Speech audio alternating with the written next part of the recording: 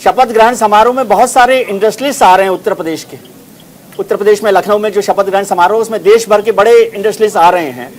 पिछले 5 साल में इंडस्ट्री को लेकर उत्तर प्रदेश में ज़्यादा काम नहीं हुआ, तो क्या एक नया मैसेज आप देना चाहते हैं कि उत्तर प्रदेश में अब जो है इन्वेस्टमेंट का काम होगा या इंडस्ट्रीज पर कुछ काम होगा? क्योंकि अब सब काम आपका मेरे ख्याल से फर्स्ट फेज में खत्म कर दिया होगा, अब जिहाद विहाद तो खत्म हुआ होगा।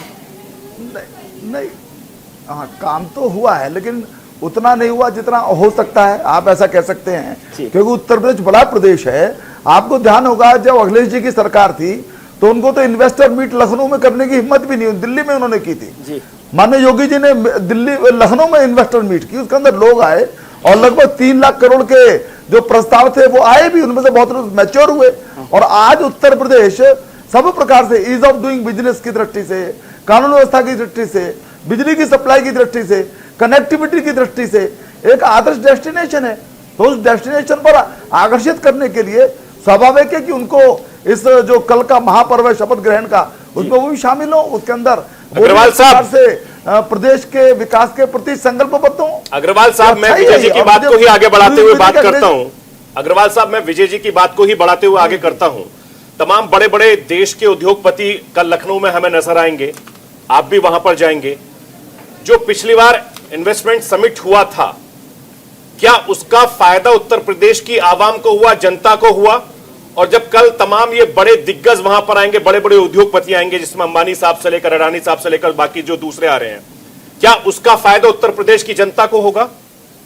उद्योग आएंगे? एक सवाल और जोड़ देना चाहता हूं, क्योंकि आप इसका जवाब दे रहे हैं और सरफराज ने बहुत महत्वपूर्ण सवाल पूछा। मैं छोटा सवाल पूछता हूं, छोटी बातें करता हूं कि ये जो बड़ा इन्वेस्टमेंट समिट पहले किया आपने, जिसका बताया 3 लाख करोड़ का, तो मुझे उम्मीद है कि जो लोग कोरोना के वक्त में प्रवासी मजदूर दिल्ली और मुंबई से गए होंगे वो वहीं होंगे अब तो उत्तर प्रदेश में।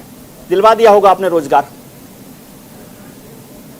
नहीं, निश्चित रूप से उसकी चिंता कोरोना के वक्त में भी योगी जी ने की, हमारी सरकारों ने की। चाहे उनको रोजगार की व्यवस्था करना हो, उनके भोजन की व्यवस्था करना हो।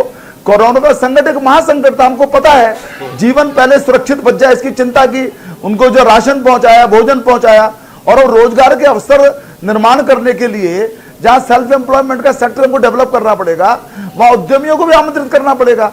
उत्तर प्रदेश के अंदर ऐसे बहुत बड़े स्थान हैं जहां पर उद्यम प्रारंभ किए जा सकते हैं। अब हम बराबर पार्लियामेंट में सुनते रहते हैं, प्रयाग के पास, इलाहाबाद के अंदर, नैनी के पास इतना बड़ा क्षेत्र है जो बिल्कुल उद्योग विहीन हो गया है। ऐसे बहुत बड़े क्षेत्र हैं, मेरठ के अंदर है, अन्य स्थानों पर हैं। तो यदि इन्वेस्टर्स आते हैं, प्रत्येक स्तर के इन्वेस्टर्स आए, बड़े भी आएंगे, छोटे भी आएंगे, मध्यम भी आएंगे, तो इसमें कोई गलत बात नहीं है। वो आए, उद्योग लगाएं, तो रोजगार के अवसर पैदा होंगे। और जो लोग हमारे बाहर जाने के लिए मजबूर होते थे रोजगार की तलाश में, उनको उत्तर प्रदेश में भी रह करके रोजगार मिलेगा। और ये जो चित्र है, जो सपना है या ये जो योजना है, ये बिल्कुल ठीक है। और जैसा माननीय मोदी जी सोचते हैं, योगी जी सोचते हैं, उसके अनुसार है। जैसा भारतीय जनता पार्टी का विकास का मॉडल उसके अनुसार है। तो ये मैं समझता हूं कि कल से इस प्रकार की शुरुआत होगी और हम लोग कोई भी दिन गंवाएंगे नहीं, और उत्तर प्रदेश को और बेहतर प्रदेश बनाने के अंदर अग्रसर योगी जी के नेतृत्व में प्रदेश होगा। जी अग्रवाल साहब, रमन, मेरा एक बहुत छोटा सा सवाल है। अग्रवाल साहब, आपको याद होगा इन्वेस्टर मीट की बात तो हुई, डिफेंस एक्सपो भी हुआ था। विजय जी, आपको याद होगा डेफ एक्सपो हुआ था जी। और उसके बाद आत्मनिर्भर भारत की ओर बढ़ते मजबूत कदम को लेकर बात हुई थी। तो क्या आप कुछ बता पाएंगे अग्रवाल साहब कि डेफ एक्सपो के बाद क्या कुछ बदला उत्तर प्रदेश में? नहीं, देखिए, जो परिणाम भी आया, चुनाव का परिणाम आया, वो इस विश्वास का ही परिचायक है कि लोगों ने भरोसा किया। हमने जो बात कही, हमारे मुख्यमंत्री ने जो बात की, उस पर भरोसा किया। और देखिए, विकास तो सतत चलने वाली प्रक्रिया है। आज भी हम कोरोना के संकट से पूरी तरीके से उभरे नहीं है। जो झटका, एक स्ट्रेस पूरी इकोनॉमी के ऊपर आया, वो राष्ट्रीय स्तर के ऊपर भी और प्रदेश के स्तर के ऊपर भी आज भी उसके परिणाम दिख रहे हैं। तो ये निरंतर चलने वाली प्रक्रिया है।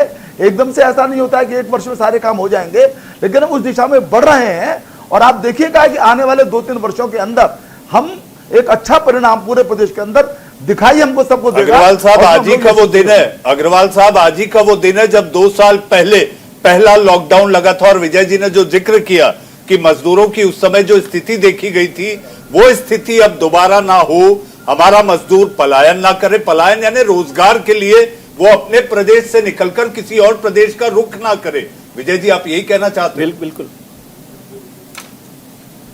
नहीं, देखिए उसका कारण यही था कि उत्तर प्रदेश के अंदर औद्योगिक जो परिदृश्य था वो अच्छा नहीं था। माने आप देखें, इसके लिए कोई बहुत ज्यादा उदाहरण देने की आवश्यकता नहीं है। कानून व्यवस्था दुरुस्त नहीं थी। मैं मेरठ से आता हूं, मेरठ के अंदर कोई भी नया इन्वेस्टर आने के लिए तैयार नहीं था, क्योंकि उसको डर रहता था कोई उगाही लेने वाला आ जाएगा। वहां इंफ्रास्ट्रक्चर की सुविधाएं नहीं थी, बिजली की व्यवस्था नहीं थी। यही स्थिति पूरे प्रदेश की थी। तो धीरे धीरे वो स्थिति बदली, और जैसा मैंने कहा, उस भरोसे के कारण ही दोबारा हमको मैंडेट प्रदेश की जनता ने दिया है, निर्देश दिया है, हमको आशीर्वाद दिया है। एक तो हम उसी रास्ते पर चलेंगे। रमन अग्रवाल साहब, आप हमें ब्रेक पर जाना है, रमन ब्रेक पर जाने के लिए कह रहे हैं, लेकिन एक छोटा सा सवाल आपसे जानना चाहते हैं, क्योंकि आप निकलने वाले हैं। कहा जाता है कि लखनऊ से दिल्ली का रास्ता बनता है, मतलब लखनऊ में सरकार बन जाए तो 24 की बात हो जाती है, जो सरफराज साहब ने भी कहा कि 2024 की तैयारी हो गई है। अब लखनऊ में कल शपथ ग्रहण समारोह हो रहा है, तो इसका अगला जो शपथ ग्रहण समारोह है वहां दिल्ली में होगा, जहां मेरठ तो दिल्ली के बहुत करीब है। अब तो हाईवे भी अच्छा बनवा दिया, अच्छा हाईवे भी बनवा दिया आपने। अब तो मेरठ से जल्दी पहुंच सकते हैं हम दिल्ली में शपथ ग्रहण देखेंगे राजेंद्र जी को। हाँ बिल्कुल बिल्कुल बिल्कुल बिल्कुल। और ये बात तय है कि अगला जो शपथ ग्रहण है वो 2024 में दिल्ली में होगा। पुनः माननीय नरेंद्र मोदी जी के नेतृत्व में सरकार बनेगी, ये तय है। उत्तर प्रदेश से और बेहतर हमको समर्थन मिलेगा, और पूरे देश में हमको अधिक सांसद। राजेंद्र जी की शपथ की बात कर रहा हूं मैं, और राजेंद्र जी को शपथ लेने के लिए जल्दी आना पड़ेगा ना मेरठ से। ये मेरा विषय नहीं है। ये मैं अपना अभी तो कौन चुनाव लड़ेगा, बिल्कुल सर, बीजेपी इस वक्त जीत के घोड़े पर सवार है, और दिल्ली के लखनऊ की दूरी सब जगह उन्हें बहुत कम नजर आ रही है।